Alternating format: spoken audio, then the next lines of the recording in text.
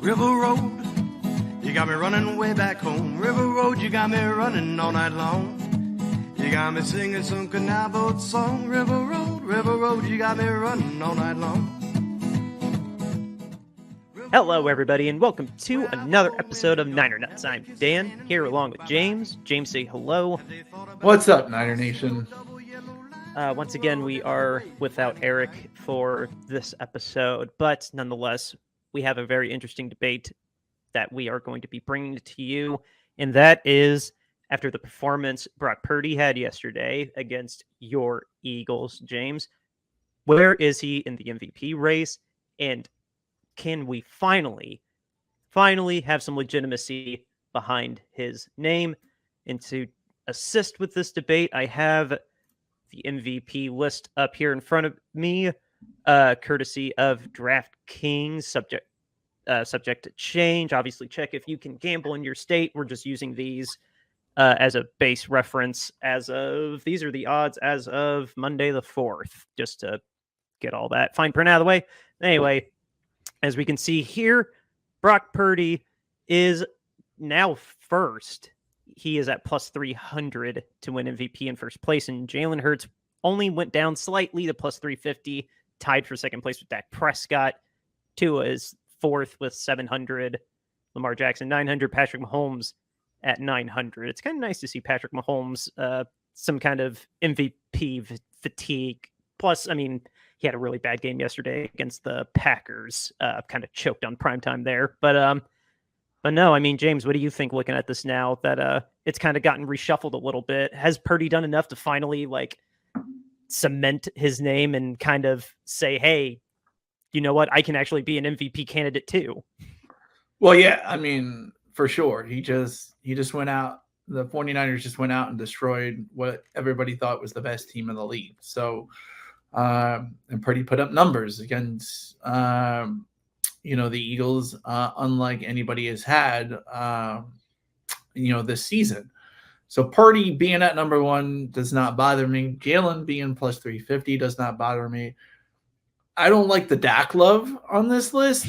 I don't know why Dak is somewhere on this list because, if we're just talking strictly numbers, I mean, Dak Prescott's not putting up bad numbers, and he's at home leading the charge to blowing out people by 400, like 40-point blowouts every time they're at home. But that's he's riding the curtails of his defense. It's like, I mean, how many pick sixes does Bland need to have to get on this list? Like seriously, that's true. Yeah, like he's more like, to me, he's a lot. He's going off the curtails of his defense, and basically like he just doesn't have to make too many mistakes. But you look at the Seattle game, like, yeah, I don't think Dak deserves to be at plus 350. I would put him back more in the Tua at plus 700. And I would put Lamar at plus 700.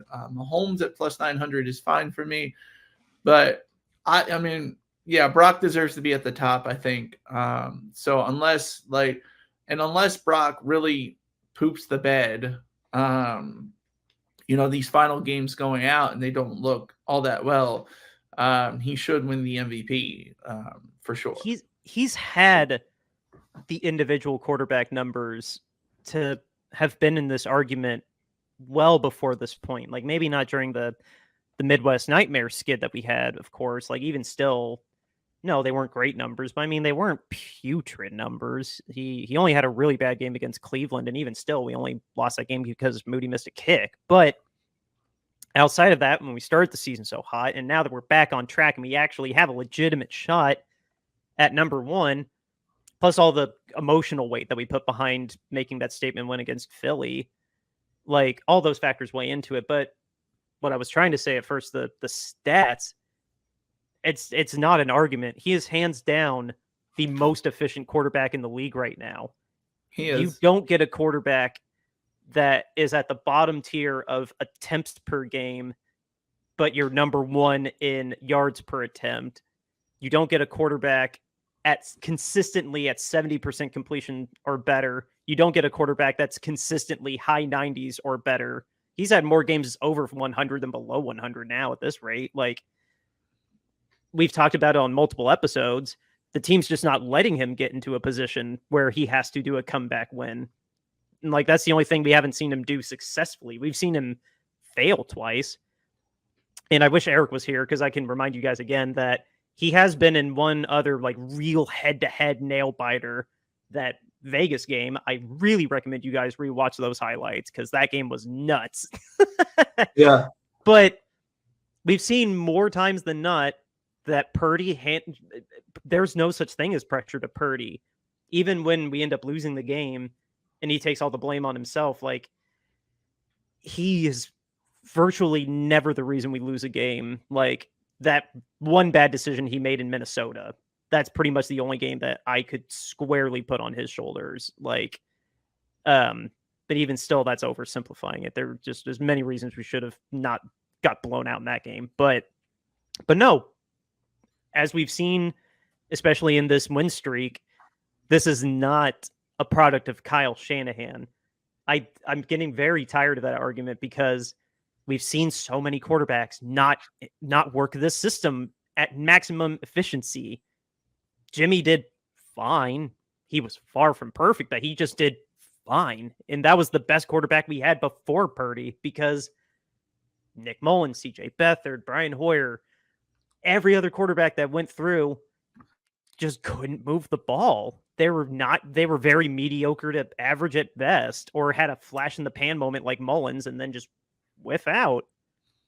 And it just adds to the narrative that he was the last pick in the draft. Like, yes, that's another one of those emotional things that's just gets added to the story. But taking that out of it and just looking at, like, he's one of the 32 starting quarterbacks in the league, I just really don't understand what the argument is that he's not the best one that's playing right now. He's playing better than Patrick Mahomes. Mahomes just crapped the bed yesterday against Green Bay. He's playing better. He played better than Hurts yesterday. Hurts couldn't handle our defense yesterday. Hurts being second, I'm completely fine with, because Hurts is a great quarterback. And I'm not just saying that. Like, he is a great quarterback. Prescott's not a bad quarterback. He's just, it's the aura of being with Dallas and Mike McCarthy holding him back. Like, he's not a bad quarterback, though. I love crapping on him, though, so I'm not going to stop doing that. But and Lamar Jackson's not a bad quarterback. Lamar Jackson's a great quarterback.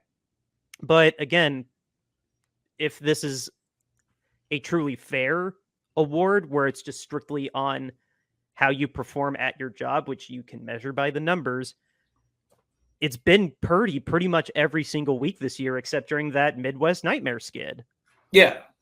I mean, for sure. And I'm okay with, after yesterday's game, for him to be at the top of the MVP race. I mean, you look at what that team did against Tua, Kirk Cousins, Dak Prescott.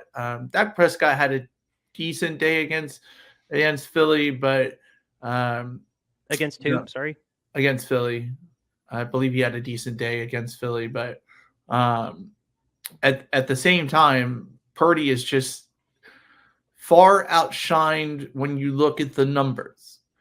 If you want a highlight reel of comebacks and big plays in comebacks and just MVP type plays, that's where Jalen Hurts comes in. Because during that 4 or 5 stretch run where they were behind in the halves, going in the halftime, and then he came back and won.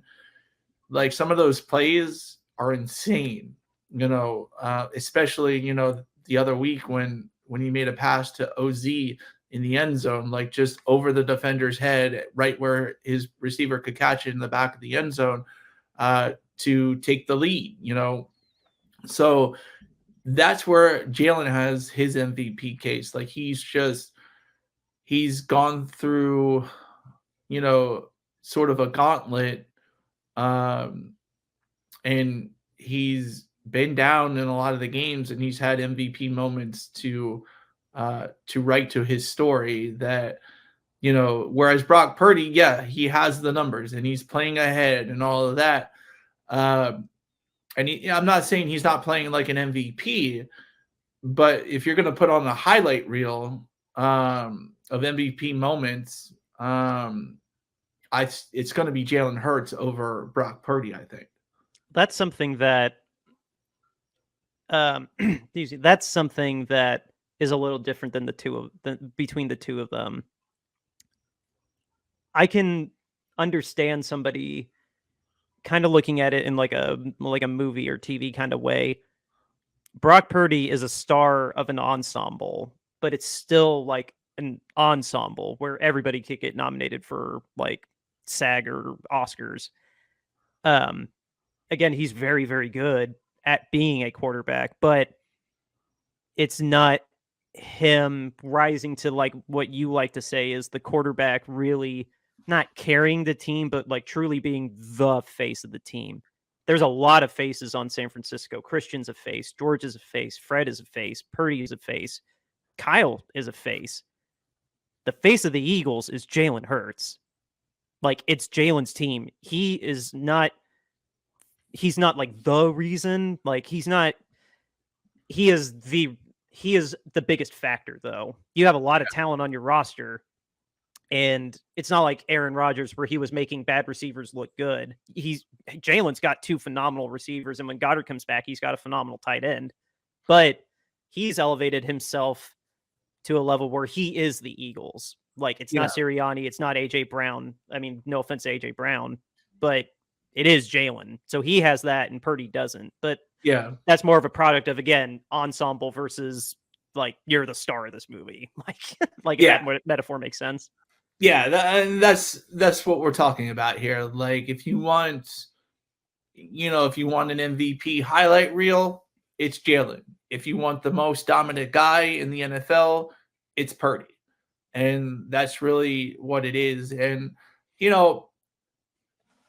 Jalen has a lot of weapons too, but, those type of games where it's like, we're behind, get on my shoulders, and we're going to win this game type of attitude that Jalen has, whereas Purdy still hasn't faced that situation. And I'm not saying he can't do it or won't do it. He just doesn't have it yet. He just doesn't have those moments. And that's the only difference really between him and Jalen as far as like whose case for the MVP are you really going to take? Are you going to take Brock, who dominated everybody, or are you going to take Jalen, who had to face a lot of adversity and a lot of big games and came through, So yeah, it's just who you like. And I mean, if Jalen finishes this out, at 15-2, and basically, carries his team, the same way that he has been all season. The only thing Purdy's just going to have, like, I dominated against every single team that we won against, and I beat you too. So it's an interesting debate, and, it's a hard one, for a voter to sit down. Like I said, if Jalen goes 15-2 and Brock finishes, 14-3, there's one win difference between them. And yeah, Jalen has the highlight reel and Purdy has the big numbers. And so, yeah, that's one of those things that, like, it's going to be measured against him, as we could debate if that's fair or not, because we talked about it in the last episode that our team just doesn't let him get in those positions. So, I mean, that's what I'm not trying to open that up to a whole debate. Like, it's just that, yes, Hurts, that's part of the narrative that Hurts had to carry the team on his back many, many times. The team around Purdy has made it so he hasn't had to do that more than 2, 3, maybe 4 total times, because every other time Purdy just gets to have the advantage of having a team that's been in the top 5, if not top 3 overall defense in the league each of the last 4 years. Like, he just gets to plug and play, and he's doing his part. He's playing quarterback right, and he's playing quarterback well. But no, that's going to weigh into it. Like I said, if it was strictly number based, I think Purdy would be flying away with this. But no, it's narrative is going to be a big part of it. And that's a big thing that Jalen also has, that he's the face of the team and he's faced more adversity. It's no one's fault. Like, Yeah. but and that's Purdy just doesn't get called to that because our team is fortunate enough to not let him get in that situation that often. I just wish that didn't weigh into the voting, even though, yes, I know it is. I'm not going to complain. I'm not going to complain about it. It's just what it is. Yeah, I mean, it just, those are the two leaders. I don't know why Prescott is as high as he is next to Jalen. Because Dallas fans have money and gambling is legal in Texas, and they just want to put it out there that Dak is going to actually get considered MVP this year. Like, there's always too much love for the Cowboys. Like, I just feel like there's always so much love for the Cowboys. And then, what do you expect when your team has been dubbed America's team without any of the rest of America getting a say in that? Like, yeah, and you're going to need to put up the black mark, because this is what I got to say to America's team. The birthplace of Philadelphia, birthplace of America is Philadelphia. We're America's team. Screw all that, Dallas. They're not America's team.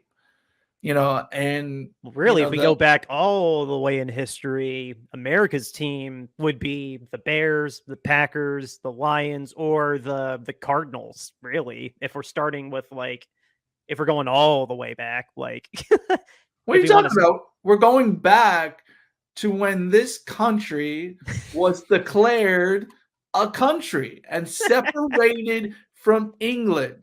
They literally did it in Philadelphia. On July, so beyond 4th, the scope of football is where you're going. Beyond the scope of football, yes. The birthplace of America, the first time the forefathers wrote it on paper, signed their names, took their life in their own hands, and declared to the King of England, we don't want to be a part of England anymore. We want our independence. Happened on July 4th, 1776 in Philadelphia. That's why we are America's team. God bless America. No, I mean, really, God, that's so funny. And you two are in the same division. No, I would much rather you guys, like, it would fit your it would fit your profile too, with the way that Philly fans are stereotyped. Like, I'm surprised you haven't tried to co-opt that back. I mean, or just co-opt it in general, not back. Oh, we do it all the time. Like, every time Dallas comes up as America's team, every single Eagles fan will bring that up. Like, you can't deny it. What's American? A cowboy or Ben Franklin? You're like, Ben Franklin's more American than a cowboy, because the cowboy didn't sign the Declaration of Independence. You have an eagle. You don't even have to say Ben Franklin. You got an eagle. Like, we got a bald eagle. We got the national bird. That's our mascot. Like, Dallas, like, a cowboy's cute, and a cowboy is American. We created the cowboy, sure, but no, the eagle is the face of the country. Yeah, I mean, that's it. We should be America's team. People don't like us. We don't care, but that's how we feel. And so every Eagles fan will look at this list and say, and I think any logical football fan would look at Dak Prescott at plus 350 at the same point where Jalen Hurts is and say, this is effing ridiculous. Like, no, he is not. He's had very good games, but no, I would, if you were, like, gun to your head and told which quarterback is going to lead you in a 2-minute drill, I would take Jalen, like, without question, not skip a beat. I would take Jalen. Yeah. Minute 30, one timeout, down 7 points. You're going with Jalen easily. Yeah, they both have really good arms, but in terms of instinct and decision making and understanding and, like, just being in pressure, Jalen time and time again has done better than Dak Prescott. We've seen Dak Prescott in prime time completely crumble multiple times. Yeah, and he crumbles every year in the divisional round. Every year in the divisional round, that's it. That's where the Cowboys end. So, and we all know the story. I mean, if you haven't read, look up Amari Cooper and what he said about Dak Prescott. Oh, my God. I was in tears laughing when I read that. That was so funny. Yeah, Jalen has had, before the 49ers game, had 5 straight wins when he was down by 10 plus points in a row, 5-0 in his 5-0 in the last 5 games against, being down 10 plus points. The only other quarterbacks to do that were Joe Montana and some dude from 1950. That's it. That's it. That's the only two quarterbacks that had ever done that. So yeah, I think when you look at the league and the way things are, if you want to crown a comeback king right now, the comeback king is Jalen. And that's plain and simple. It's not Dak Prescott. And we know Brock Purdy hasn't done it. I'm not trying to hold that against him, but he just hasn't been in that opportunity. But it's not Tua. You could put it on Patrick Mahomes, but Patrick Mahomes has come back in some big games. But really, if you're just going with, I was gonna say Patrick Mahomes has won it twice. I feel like he's met the criteria before. Yeah, but if you were just to take this season and look at it at face value and say who's captain comeback this season, it's obviously Jalen. No doubt about it. That's this season. All these quarterbacks that are on this list, who do I want in crunch time? Yeah, no, it's I as much as it pains me, no, Jalen. I say that only because the 2 times I've seen Purdy in legit crunch time, I'd credit to Eric for reminding us that he did do it once. The kick was just missed. But then the other time, yeah, he threw a pick and just got caught up in the moment. And I'm not conspiracy that it was a concussion symptom that made him throw the pick. But yeah, no, just it's what it is. Just Jalen's been there before. Jalen's been there before in Purdy's. This is only his 2nd year, dude. Let's remember that too. This is only his 2nd year, and he's playing this damn good.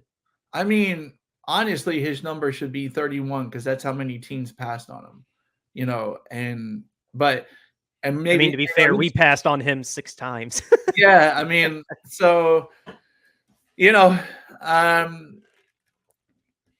was brought in for a backup, and the 49ers, I'll say, got lucky. That's what they did. It's a lucky pick. You can't argue that it's not a lucky pick.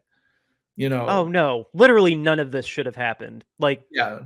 Based on history and how these things go with other people and every other team, this is truly uncharted territory. And we've been in uncharted territory for a good while now for different reasons each of the last couple of years. But this one, dude, a quarterback this young, Russell Wilson was the last time a quarterback this young went through and won the Super Bowl. And before him, it was Big Ben. And that was a decade between both of them. Big Ben and Russell weren't this good in their 2nd year. Oh, no. They both were riding a defense, and they weren't putting up, Madden numbers. And that's what this team is doing. They're putting up. It's Madden a defense numbers. And those numbers. It's a defense and those numbers. So, yeah, I mean, this is, he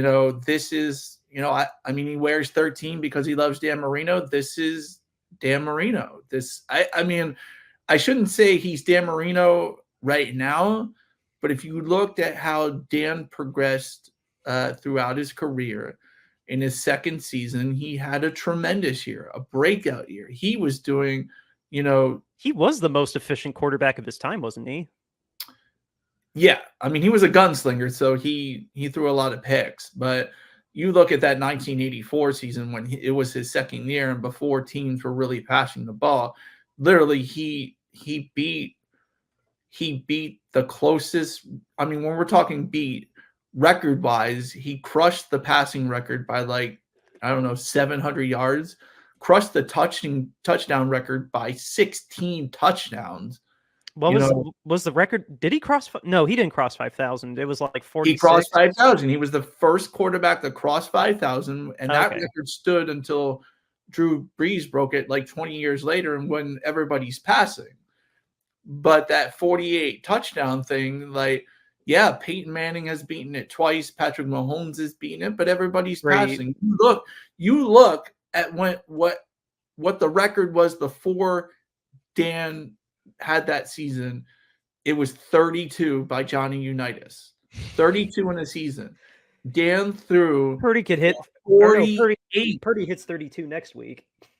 Yeah, Dan hit 48 in a time where people were not passing the ball, and that's And that's how great, I mean, this season by Brock Purdy in his second year. I'm just looking at second years because, Patrick Mahomes has, had 50 touchdown seasons and things like that. That was his second year, by the way.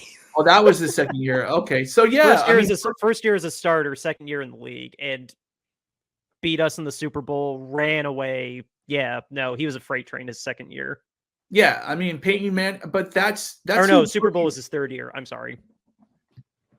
But Purdy is, sort of like that in his second year, where he's showing a lot of promise, and he's up there with legends, but he's also up there with Carson Wentz, So yeah, I mean, we'll see. So we're a torn ACL away from completely flaming out of the league. Well, he's already busted his elbow. I mean, hopefully that's the only catastrophic injury he has in his career. True. But the last time we had a second-year quarterback look this good was Patrick Mahomes, but then the quarterback before that was like Carson Wentz. And so who knows when leagues start to figure him out, when teams actually start to figure him out and have a year's worth of tape on them.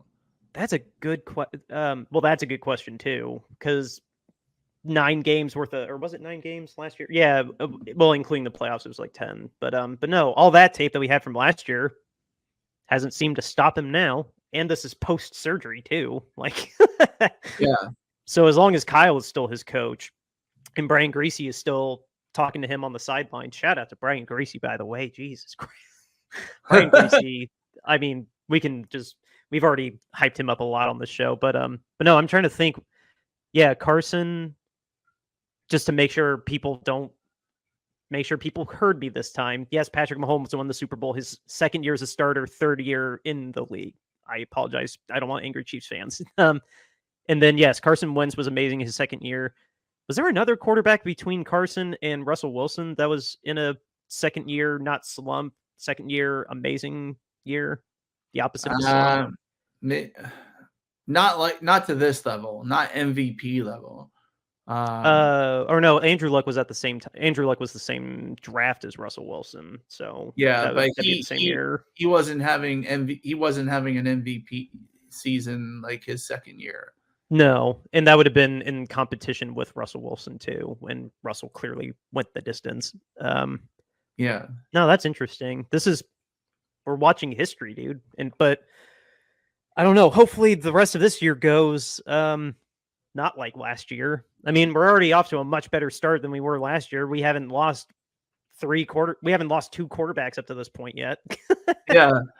Doing a lot better of keeping him protected. So I want to shout out DraftKings too for putting before we wrap up here. I want to shout out DraftKings. I'm just looking at this graphic and I'm just laughing at Jordan Love actually being on here.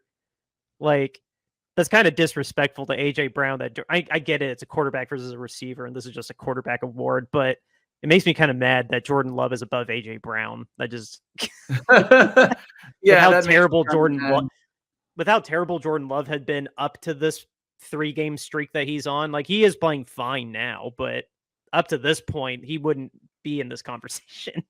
Yeah, and I'm surprised his odds are comparison with Myles Garrett and TJ Watt. Like, oh yeah, that's massive disrespect to them. Somebody that was terrible for the first 7 games of the year and he's just now playing good. No, that's disrespect. Yeah, and I agree with CJ Stroud at plus 5,000. He's a long shot. He'd have to really go Madden on people to. Bro, you're already going to be the rookie of the year. Calm down. You're good. Yeah. But I mean, this list, I believe Purdy at the top, Hurts behind him, but. Yeah, I think Lamar should be ahead of Tua. Mahomes is right where he's at. Dak should be at least back with Patrick Mahomes or Tua. Tyreek Hill and Christian McCaffrey as the 2 position players, next. I can kind of agree with that. Behind the 6 best quarterbacks, I get it. Yeah. It's a quarterback award, but yeah. Oh well. Yeah. And, Josh Allen and Trevor Lawrence at plus 3,500. I mean, at this point in the season, I can definitely agree with that. Both those quarterbacks are up and down. Although I'm really surprised Josh Allen is this high. Trevor Lawrence too. Yeah, compared to Trevor Lawrence, I'm surprised Josh Allen is at the same odds as Trevor Lawrence. But He's been better than Trevor Lawrence. I mean, when you look strictly at the numbers, Josh's numbers are better than Trevor Lawrence because his touchdown rate, he actually has not thrown that many touchdowns this year. If you look at it, it's kind of bad, but the team overall is playing better in Jacksonville than in Buffalo because Buffalo's just will win 2 games, lose, win. Like, I don't know what the hell's going to happen to Buffalo. They're probably going to fall out of the playoffs. Yeah. Yeah. I mean, you know, yeah, you know, and yeah, you look at all these guys and they all have good coaches too. You know, they all have good coaches. And Justin. Yeah, except, I mean, Justin Herbert, no, he doesn't have a good coach. But you look at like the top guys, you look at from Purdy, the Herbert, for sure. Prescott. Well, I still give Mike McCarthy that much credit. So maybe, yeah. Say pump or no, who's his coordinator? Let's give his coordinator. Or no, he lost his coordinator to the Chargers. I don't know who the coordinator in Dallas is. Well, Mike's calling the plays, so also same thing. Yeah, but you have that. Yeah, who Tua? You know, he has a good coach. Lamar has a good coach. Patrick has a good coach. You know, Josh still has a good coach, and you know Trevor has a good coach. You know, so yeah, absolutely. So yeah, I'm gonna go ahead and take that down. There we go. Back to us. I think with that, this has been a really fun, just kind of half debate, half examination of the state of the MVP race now that Purdy's decided to catapult himself up there. So I think now I need to tell you guys all about our sponsor. That's been a wonderful sponsor for the run of the show, RoyalRetros.com. It's your go-to place to get an authentic throwback jersey. They have an awesome 49er-themed candlestick collection right now where they have 49ers jerseys. They actually have a couple Giants jerseys in there too, like the San Francisco Giants. Like, calm down. It's not those Giants. But anyway, if you find something cool that you like in there, or if you find anything else on there, because they cover all the major sports with these throwback jerseys, throw it in your cart and then use the promo code Shady Sports to get 10% off of your order, your whole order, not just one item. Again, it's the promo code Shady Sports to get 10% off of your entire order. If you go right now to RoyalRetros.com, go to Royal Retros right now and get yourself an authentic throwback jersey today. Again, promo code Shady Sports. James, let the people know about the little charity we're doing. So, guys, recently in the news, when it comes to owners, we've had the minority owner, the Houston Texans, charged with very serious sexual crimes in Kentucky. You also have Jed York, the COO of the 49ers, in a insider trading scandal with a company that was known to help students cheat during the pandemic. So we have these two owners, and recently in the news, we have Von Miller allegedly assaulting his pregnant girlfriend. Now, with Jed York, with the Houston Texans minority owner, the NFL knew for months to years and said nothing about it. But Von Miller, we heard the very next day. We heard even before he turned himself in. Like, that's ridiculous. Like, I'm sure there was a warrant issued for the Texans minority owner, and he had to go turn himself in to get booked. We didn't hear about it. We didn't hear about it from the NFL, but we hear it as soon as it happens with Von Miller. And we here at Niner Nuts are sick of it. And so we are trying to start a hashtag, owner standards are less than player standards, hashtag owner accountability. And to show you we put our money where our mouth is, we are selling T-shirts for charity to raise money for a Kentucky Crisis Center. So the first shirt that we have is our statement shirt, owner standards are less than player standards, hashtag owner accountability. All our T-shirts start at $22.99, but we have a large array of colors, different styles and different sizes. So if you want to make the statement that we are, you can get this T-shirt. But next, if you want a little bit stylish shirt, we have the owner standoff shirt. In the middle at the bottom is Dan Snyder, the guy who is bringing all the owner stuff to light, had the blackmail PowerPoint. He said, if I'm going down, you're all going down with me. And so this is the shirt that we made for charity to do it. Basically, $22.99 gets you that in the tee. Next, we have our podcast logo art. You'll find this on Apple Podcasts, Spotify, YouTube. This is the logo that you will see in our profile. You can get that on the t-shirt, $22.99, all different styles and all different sizes. Next, we have our Niner Nuts alternate logo, Debo. Looks like a nice shirt. You listen to the show, $22.99 gets you that in a premium tee. And we have that in different colors, different styles, and all different sizes. And last but not least, Debo, if you really like our shirts, you really like our show, I would really love you to buy this shirt. How can you say no to a peanut, eating peanuts while sitting on the couch, rooting for his San Francisco 49ers? $22.99 gets you that in the tee. All different styles, all different sizes. Buy one of our shirts, donate to charity today. All the proceeds go to a Kentucky Crisis Center. Yeah, like James said, we don't want any money for these shirts. We just want you to have a cool shirt while you are helping a family in need. And also, what you have to do is Google Niner Nuts Apparel, go to thebonfire.com. Yeah, I had to make room for Eric, so that's not on here on the screen anymore. But yeah, just Bonfire right there at the top. Search Bonfire and Niner Nuts Apparel. The link is in the episode description too. No matter where you're on YouTube, Spotify, the link's in the episode description. Even on Twitter, if you follow us on Twitter, it's on there as well. It's a pinned tweet, isn't it? It's a pinned tweet, but it's also in our profile. I think it's somewhere in our profile too. Oh, okay. Well, there you go. All the bases covered. It's okay. The screen looks a little nicer. In case you didn't notice, I made the screen look a little nicer now that we have to have 3 screens on here more often. But anyway, the only thing, nothing really going on in the news right now. We are taping this on Monday, and Jacksonville is currently ahead of Cincinnati.